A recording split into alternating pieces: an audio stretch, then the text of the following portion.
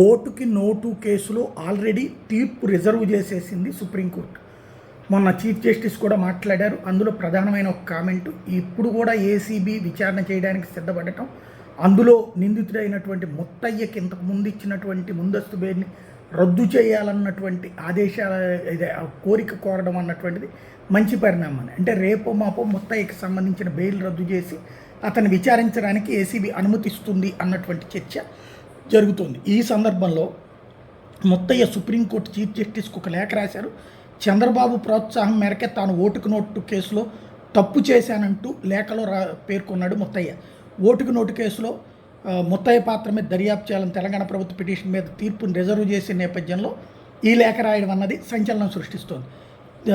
ఈ లేఖలోని అంశాలను పిటిషన్ రూపంలో కోర్టులో ఫైల్ చేస్తానని చెప్తున్నాడు ముత్తయ్య తరపు న్యాయవాది. అయితే ఇక్కడే అసలు సమస్య, ఇప్పుడు అది కోర్టులో మొన్న వాదనల సందర్భంగా జరగాలి. ఆ వాదనల సందర్భంగా చెప్పాల్సింది పోయి ఇప్పుడు లెటర్ రాయడం అంటే ప్రచారానికి సంబంధించి తప్పించి పెద్దగా ప్రయోజనం ఏమీ ఉండదు.